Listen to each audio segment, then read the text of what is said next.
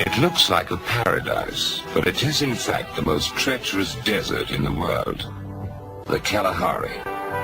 After the short rainy season, there are many water holes, but after a few weeks, the water sinks away into the deep Kalahari sand.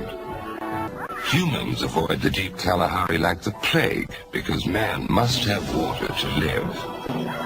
So the beautiful landscapes are devoid of people. Except for the Bushmen. Where any other person would die of thirst in a few days, they live quite contentedly in this desert that doesn't look like a desert. They must be the most contented people in the world. They have no crime, no punishment, no violence, no laws, no police, judges, rulers, or bosses. They believe that the gods put only good and useful things on the earth for them to use. In this world of theirs, nothing is bad or evil. They live in complete isolation, quite unaware that there are other people in the world.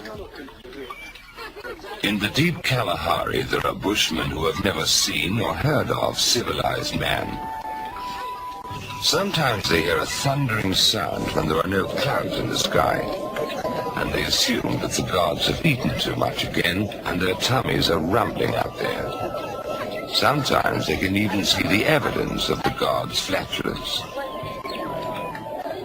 Their language has an idiosyncrasy of its own.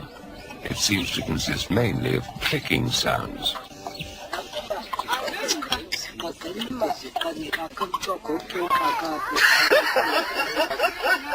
They're very gentle people.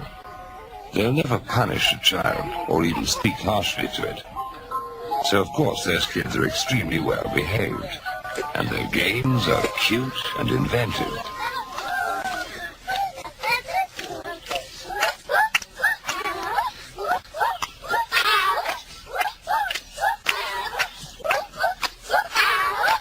When the family needs meat, the hunter dips his tiny arrow in a brood that acts as a tranquilizer.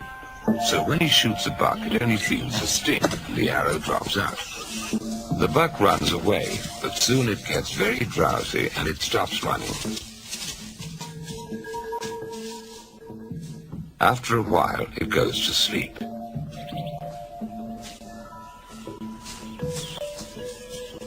And the hunter apologizes to his prey. He explains that his family needs the meat. The one characteristic which really makes the Bushmen different from all the other races on Earth is the fact that they have no sense of ownership at all. Where they live, there's really nothing you can own, only trees and grass and animals. In fact, these Bushmen have never seen a stone or a rock in their lives. The hardest things they know are wood and bone. They live in a gentle world, where nothing is as hard as rock or steel or concrete. Only 600 miles to the south, there's a vast city.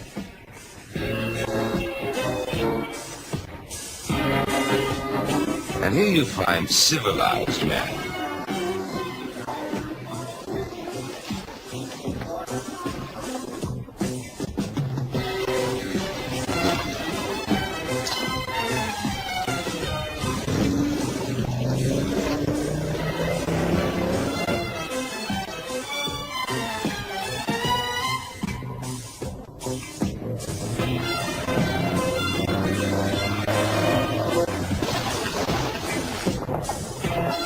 Civilized man refused to adapt himself to his environment.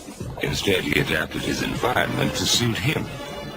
So he built cities, roads, vehicles, machinery, and he put up power lines to run his labor-saving devices.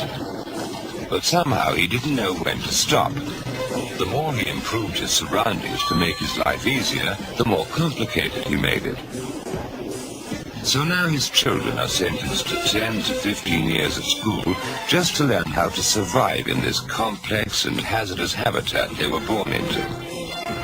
And civilized man who refused to adapt himself to his natural surroundings now finds that he has to adapt and readapt himself every day and every hour of the day to his self-created environment.